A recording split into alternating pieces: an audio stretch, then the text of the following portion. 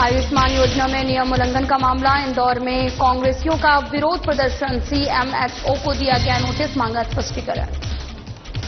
शाजापुर शहर के चौबदारवाड़ी में सद्भावना सम्मेलन को किया आयोजन। मुस्लिम समुदाय ने किया सम्मेलन आयोजित। राज्यसभा सांसद दिग्विजय सिंह सम्मेलन में लिया भाग।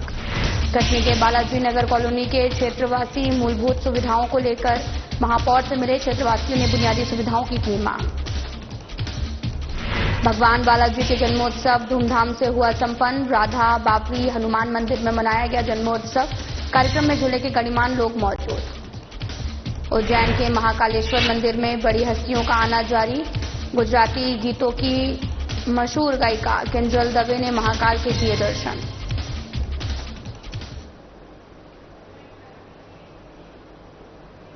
नमस्कार, मैं हूं आपके साथ अंकिता पाल। बुलेटिन की शुरुआत करते हैं। आयुष्मान भारत योजना में एमपीडब्ल्यू मल्टीपर्पज वर्कर्स को जिला समन्वयक का कार्य सौंपे जाने का मामला अब भोपाल तक पहुंच गया है। इंदौर में इस मुद्दे को लेकर कांग्रेसियों ने विरोध प्रदर्शन किया। योजना के महाप्रबंधक ने सीएमएचओ इंदौर डॉक्टर बीएस सैत्या को नोटिस जारी कर स्पष्टीकरण मांगा है। नोटिस में पूछा गया कि जब जिला समन्वयक की नियुक्ति पैरामाउंट टीपीए द्वारा की जाती है तो एमपीडब्ल्यू को यह जिम्मेदारी किस आधार पर दी गई है। दरअसल एमपीडब्ल्यू देवेंद्र रघुवंशी बिना आधिकारिक अनुमति के यहां कार्य कर रहे थे। महाप्रबंधक ने इस प्रक्रिया को नियमों के खिलाफ बताते हुए आपत्ति जताई है। रघुवंशी ने कहा कि उन्हें केवल डीएमएचओ2 के सहयोग की संयुक्त रूप से नियुक्ति किया गया था, न ही जिला समन्वयक के रूप में। मीडिया में यह भी खबर आई है कि रघुवंशी अस्पतालों से पैसे मांगते थे, जिसके चलते निजी अस्पतालों में उगाही का खेल चल रहा था।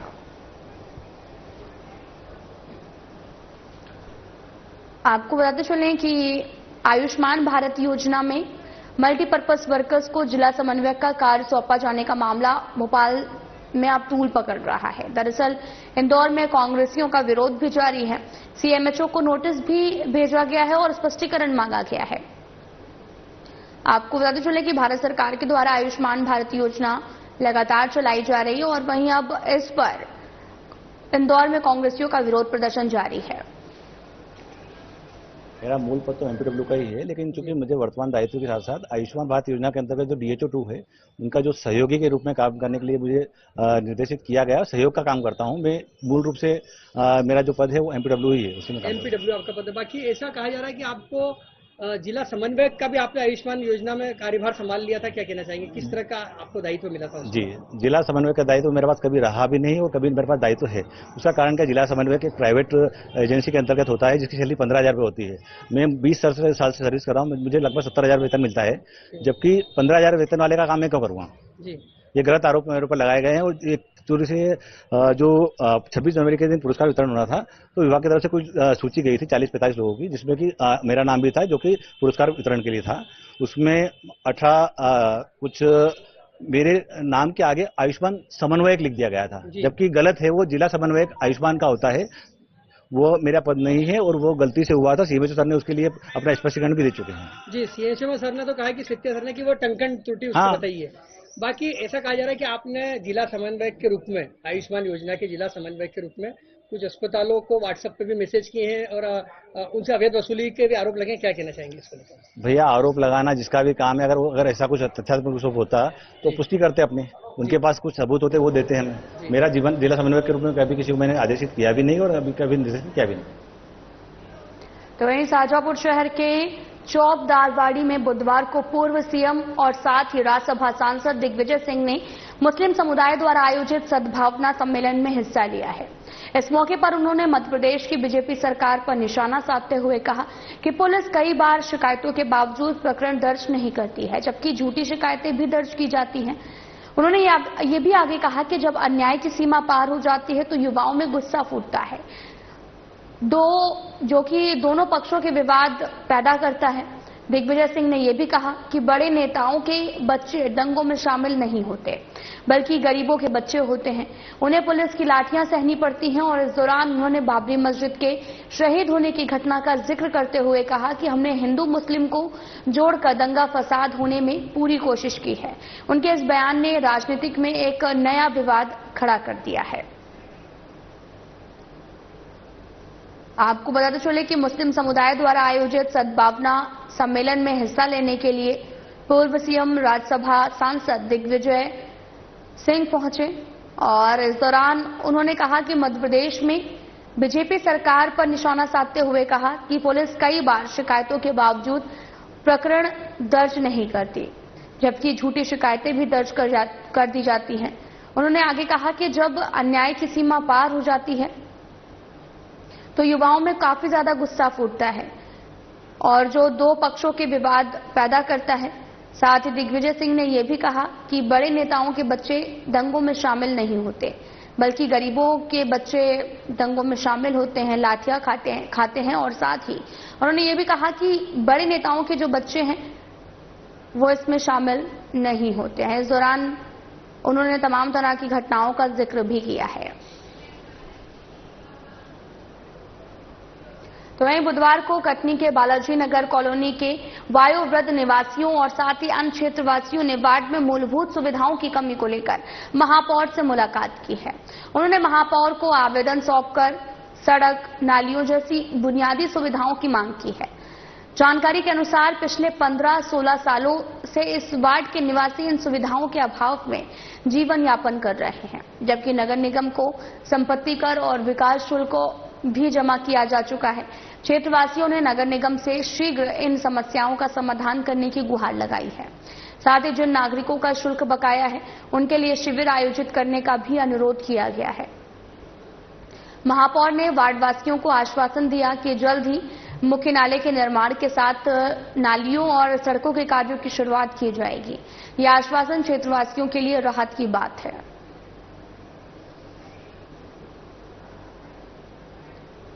आपको बताते चलें कि मूलभूत विकास कार्यों को लेकर महापौर से क्षेत्रवासी मिलने के लिए पहुंचे। इस दौरान उन्होंने कहा कि बुनियादी सुविधाओं की मांग करने के लिए वो पहुंचे हैं, जहां पर महापौर को आवेदन सौंपकर उन्होंने सड़क, नालियों जैसी बुनियादी सुविधाओं की मांग की है। साथ ही पिछले 15 से 16 सालों में इस वार्ड के निवासी इन सुविधाओं के अभाव में जीवन यापन कर रहे हैं, जबकि नगर निगम को संपत्ति कर और विकास शुल्क भी जमा किया जा चुका है।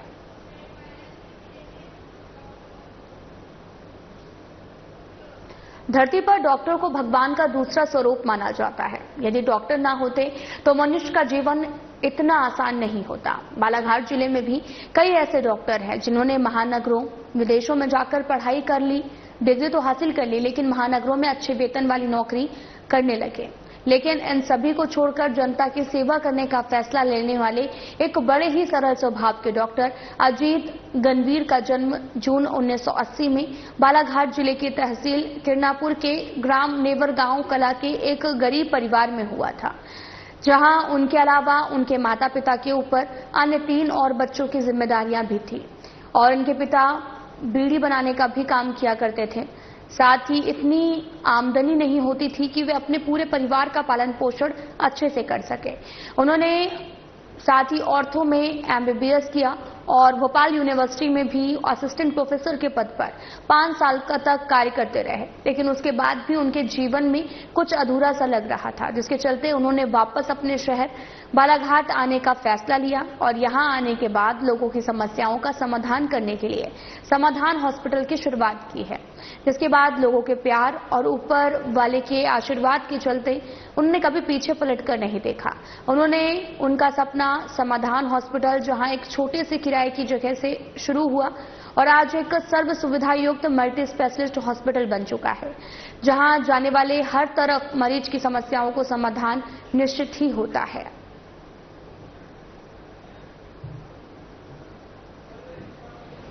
क्योंकि बालाघाट की माटी में जन्मा और इसी माटी में अपना कार्य करके, लोगों की सेवा करके इस माटी का कर्ज अदा कर पाऊं, इस सोच के साथ मैं बालाघाट वापस आया। सर ये बताएं, क्या पहले आपका ऐसा ड्रीम था कि आपको डॉक्टर बनना है? आपने सोचा था ऐसा? मैं जिस ग्रामीण परिवेश और जिस परिवेश में पला बड़ा हूं, उस परिवेश में मुझ जैसे व्यक्ति को सपने देखने का अधिकार भी नहीं था।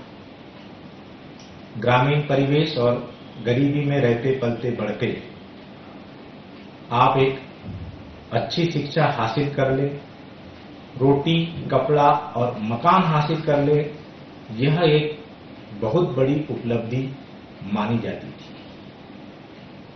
क्योंकि गरीब परिवेश और ग्रामीण जीवन, जहां पहले बिजली, पानी, सड़क भी नहीं था, थोड़ा बहुत था कह सकते हैं, इस परिवेश में रहना, पढ़ना और आगे बढ़ना अपने आप में जीवन के लिए एक चैलेंज है।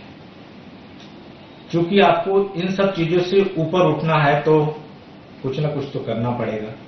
आप जिस परिवार में रहते हैं तो परिवार के मुखिया यानी पिताजी, वो अपने स्तर पर जो कर रहे थे वो ठीक है, साथ में वह परिवार के अपने बच्चों को भी चाहते थे कि इस बैरियर को मेरे बच्चे। नगर के प्रमुख मार्गों पर लंबे समय से जारी अतिक्रमण की समस्या को लेकर नगर परिषद ने आखिरकार सख्त रुख अपनाते हुए बुधवार को विशेष अभियान चलाया, जिसमें इंदौर रोड पर सिंघाना रोड और साथ ही गांधी चौराहे पर से अतिक्रमण को हटाते हुए करीब 15,000 रुपए के चालान काटे गए। नगर पालिका की इस कार्रवाई से दुकानदारों में हड़कंप मच गया है।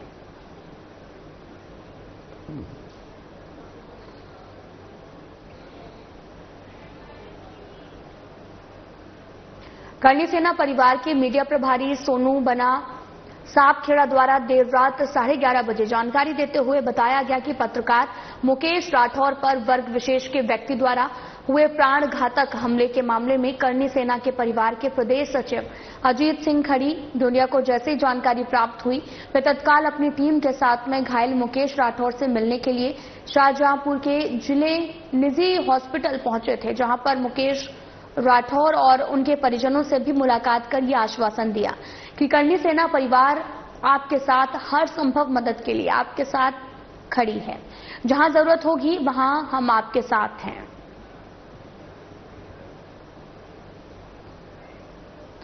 आपको बताते चलें कि करनी सेना परिवार के मीडिया प्रभारी सोनू बना सापखेड़ा द्वारा देर रात 11:30 बजे जानकारी देते हुए बताया गया कि पत्रकार मुकेश राठौर पर वर्ग विशेष के व्यक्ति द्वारा हुए प्राण घातक हमले के मामले में करनी सेना परिवार के प्रदेश सचिव अजीत सिंह खड़ी डोडिया को जैसे ही जानकारी प्राप्त हुई, वे तत्काल अपनी टीम के साथ घायल मुकेश राठौर से मिलने के लिए शाहजहांपुर के निजी हॉस्पिटल पहुंचे और मुकेश राठौर उनके परिजनों से मुलाकात कर आश्वासन भी दिया है। तो वहीं बिहार के शराब ठेकेदार द्वारा गांव-गांव और गली कूचे से अवैध रूप से शराब बिकवाई जा रही है। नियमों की धज्जियां उड़ाते हुए होटल, ढाबा और पान दुकानों में बेधुड़क शराब बेची जा रही है, जिसमें क्षेत्र की युवा पीढ़ी शराब के मकर जाल में फंस रही है। शराब ठेकेदारों के लोग प्रतिदिन भारी मात्रा में शराब वाहन में भरकर ग्रामीण क्षेत्रों में पहुंचा रहे हैं और इस अवैध व्यापार पर जिम्मेदार विभाग की खामोशी समझ से परे है। अगर इस पर जल्द अंकुश नहीं लगाया गया तो पूरा क्षेत्र शराब के जाल में फंस सकता है। क्षेत्र के जनप्रतिनिधि और जागरूक नागरिक इस अवैध शराब कारोबार को रोकने की मांग कर रहे हैं। यदि जल्द ही कार्रवाई नहीं हुई तो ग्रामीणों को सड़क पर उतरकर जन आंदोलन करने के लिए मजबूर होना पड़ सकता है।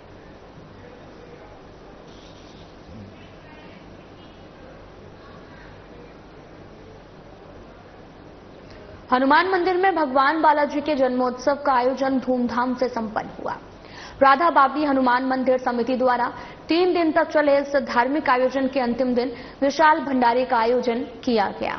इस मौके पर क्षेत्र के विधायक हरदीप सिंह डंग और जिले के कप्तान अभिषेक आनंद, एसडीओपी दिनेश प्रजापत और नगर परिषद अध्यक्ष मनोज शुक्ला समेत बड़ी संख्या में भक्तजन पहुंचे हैं।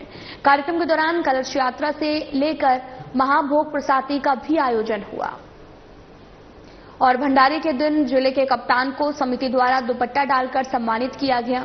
उन्होंने मीडिया का आभार भी व्यक्त करते हुए भक्तों को जागरूक किया।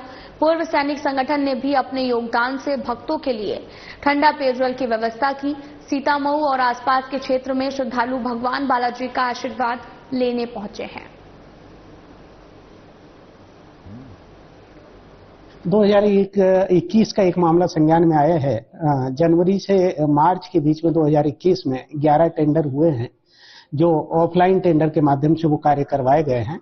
2018 के नगरपालिका निगम के जो वित्त और लेखा के नियम हैं, उन नियमों में ये प्रावधान किया गया है कि 1 लाख से ऊपर का जो भी नगर निगम में कार्य होगा वो ई टेंडरिंग के माध्यम से होगा। लेकिन इसमें ये विषय संज्ञान में आया है कि ई टेंडरिंग का उपयोग न करके ऑफलाइन टेंडर के माध्यम से ये 11 कार्य करवाए गए हैं। इसकी व्यापक स्तर से जांच करके, पूरी जांच करने के उपरांत नियमों के उल्लंघन में अगर कोई कोताही बरती गई है तो हम कार्रवाई सुनिश्चित करेंगे। सर, अभी तक आपके द्वारा जांच किया गया होगा, क्या सामने निकल के आया है, क्या वजह है, किस तरह से? उसमें प्रारंभिक जांच में कोई विशिष्ट अतिथि के आगमन की जानकारी लेकर के उसके आधार पर नस्तियां बनाई गई हैं और जनवरी से मार्च के बीच में ये कार्य करवाते हुए भुगतान किया गया है 2-2.5 महीने में। और उसमें प्राथमिक दृष्टया कोई भी ई टेंडर होना या पेपर पब्लिकेशन होना, इस तरह के नस्तियों में नहीं देखा गया है। पूरी जांच होने के उपरांत सही स्थिति सामने आएगी और उसमें नियमानुसार कार्रवाई सुनिश्चित। उज्जैन के विश्व प्रसिद्ध महाकालेश्वर मंदिर में होने वाली भस्म आरती में शामिल होने के लिए लगातार बड़ी हस्तियों का आना जारी है और साथ ही सुबह गुजराती गीतों की मशहूर गायिका किंजल दवे ने उज्जैन पहुंचकर बाबा महाकाल की भस्म आरती में हिस्सा लिया है। वे सीधे महाकाल मंदिर पहुंची और वहां पर भगवान महाकाल के दर्शन कर पूजा अर्चना की है।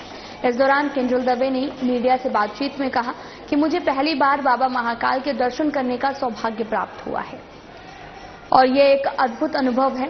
मैं बहुत आभारी हूं कि महाकाल मंदिर में उनकी उपस्थिति ने भक्तों के बीच में उत्साह और श्रद्धा का माहौल बना दिया है। वे अपने संगीत के माध्यम से भी भक्तों का दिल जीत चुकी हैं और अब महाकाल से आशीर्वाद लेने आई हैं। जय श्री महाकाल। मैं हूँ किंजल दवे, श्री महादेव की परम भक्त। और वैसे मैं ब्राह्मण हूँ तो हमारे इष्ट है महादेव तो पूरी सृष्टि के इष्ट है, लेकिन आज मुझे पहली बार श्री महाकालेश्वर ज्योतिर्लिंग के दर्शन का सौभाग्य प्राप्त हुआ। मैं समग्र यहाँ का ट्रस्ट है, जो मैनेजमेंट डिपार्टमेंट है, सिक्योरिटी, एमपी गवर्नमेंट, सबको बहुत बहुत शुभेच्छा और बहुत बधाई देना चाहती हूँ कि उनकी अथाग मेहनत और प्रयत्न से आज बहुत श्रद्धालु भक्त यहाँ आ रहे हैं और पूरी श्रद्धा से प्रॉपर मैनेजमेंट के साथ दर्शन कर पा रहे हैं और मुझे भी आज दर्शन का सौभाग्य प्राप्त हुआ। आप सबका खूब खूब धन्यवाद। जय श्री महाकाल। परसिया विधानसभा क्षेत्र के अंतर्गत पहाड़ी क्षेत्र में बसे गांव में इस भीषण गर्मी में पीने के पानी की विकराल समस्या बन जाती है। ये गांव पहाड़ी क्षेत्र में बस होने की वजह से गांव के कुएं, हैंडपंप पर जलस्तर नीचे चला जाता है, जिसकी वजह से यहां के लोगों को पहाड़ी से 1 किलोमीटर गहरी खाई में उतरकर पीला गंदा पानी छानकर पीने को मजबूर होते हैं। यहाँ के लोगों ने शासन प्रशासन से निवेदन किया है कि अगर गहरे नाले में विशाल डैम का निर्माण कर दिया जाए तो ग्रामीणों के साथ जानवरों को भी पीने का पानी मिल सकेगा। इस पानी की लड़ाई में महिला, पुरुष, बुजुर्ग और बच्चे भी अछूते नहीं रहे, क्योंकि ये पथरीली जगह होने की वजह से पानी की संभावना कम बनी रहती है। लेकिन 30 सालों से जल युद्ध करते ग्रामीण वासियों की ये विकराल समस्या आज तक हल नहीं हो सकी है। पानी की भीषण समस्या है। कैसे करते हैं? ये गर्मी भर तो पानी हमको 2 किलोमीटर नीचे से लाना पड़ता है, नदी जाना पड़ता है। बच्चे बुजुर्ग सब वहीं से लाकर उपयोग करते हैं। मेरा निवास जामुनवर्रा है। मेरी तहसील परासिया, जनपद परासिया, जिला छिंदवाड़ा का रहने वाला। पहाड़ी अंचलों में बसा ग्राम जामुनवर्रा में पानी की भीषण समस्या चलते जन्मों से चली आ रही है। आज भी वह समस्या हल नहीं है और इस गांव में तब तक समस्या हल नहीं होगी तब तक कोई नदी नाले में डैम ना हो। डैम अगर बन जाए तो वो बारिश का पानी रोक के स्टोर करके वो लोगों को ये गर्मी में ठीक सुविधा हो सकती है। गर्मी में ये समस्या हमको पानी की कि अभी ये रहेगी गर्भवती महिला हमारे और छोटे छोटे बच्चे नीचे पहाड़ी से 2 किलोमीटर पहाड़ी से पानी लेके और सर पे लेके आना पड़ता है। ऐसी समस्या हमारे गांव में पानी की समस्या शासन से प्रशासन मेरा नाम सदगुरु वंशपति, गांव मेरा जामुन बर्रा है। क्या परेशानी है पानी की? यहाँ पानी की परेशानी है कि जैसे गर्मी आती है, अभी जैसे शासन से जो बोर चल रहे हैं सब टंग गए, बोर में पानी खत्म हो गया। हेडपंप में कुछ जगह वो भी सूख चुके हैं और ये गर्मी भर इतनी दिक्कत होती गांव वालों को कि यहाँ की महिलाएं और जेंट्स को भी नीचे जाना पड़ता है। 1 किलोमीटर 1.5 किलोमीटर नीचे नाले से वहाँ झिरिया से पानी लेके आते हैं, जिसमें गंदा पानी, जिससे स्वास्थ्य भी खराब होता है, बीमारी फैलती गाँव में। और नरसिंहपुर के गांडरवारा थाना अंतर्गत इमलिया निवासी बरेलाल अपनी बाइक पर सवार होकर किसी काम के लिए इमलिया से पिटवानी जा रहे थे, तभी श्रीकुटी के पास में गांडरवारा में सोमवार की रात करीब 7:30 बजे रोड पर किसी अज्ञात वाहन ने उसे टक्कर मार दी। वहीं परिजन एम्बुलेंस की सहायता से उसे निजी अस्पताल लेकर पहुंचे, जहां उपचार के बाद उसे जबलपुर मेडिकल कॉलेज रेफर कर दिया गया। वहीं रास्ते में बारीलाल ने दम भी तोड़ दिया। इसके बाद में शव को जिला अस्पताल ले जाया गया, जहां पर डॉक्टर ने परीक्षण के बाद उसे मृत घोषित कर दिया है और शव को रखवाया गया। वहीं अस्पताल चौकी पुलिस ने शव का पंचनामा कार्रवाई कर प्रकरण कायम करके पोस्टमार्टम करवाकर शव परिजनों को सौंप दिया है।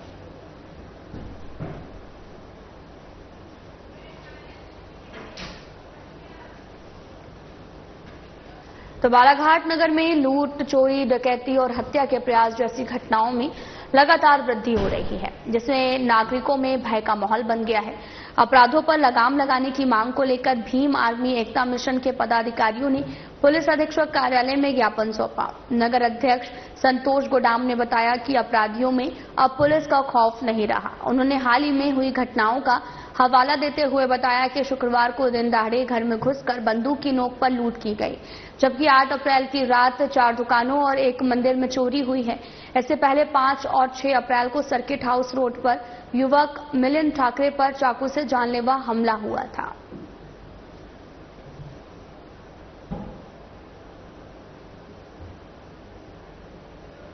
तो वहीं भारत के सबसे बड़े पावर स्टेशन एनटीपीसी विंध्याचल ने पर्यावरणीय सुधार की दिशा में एक बड़ा कदम उठाते हुए एक नई आधुनिक ट्रिपलर सुविधा का सफलतापूर्वक उद्घाटन किया है। इस सुविधा का उद्देश्य स्टेज और सेकेंड यूनिट के लिए स्थापित सामान्य फ्यूल गैस FGD प्रणाली को और अधिक प्रभावी बनाना है।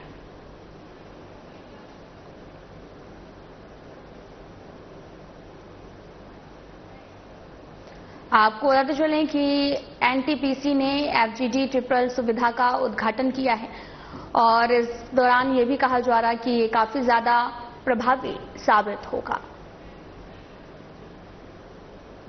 फिलहाल बुलेटिन में इतना ही। नमस्कार।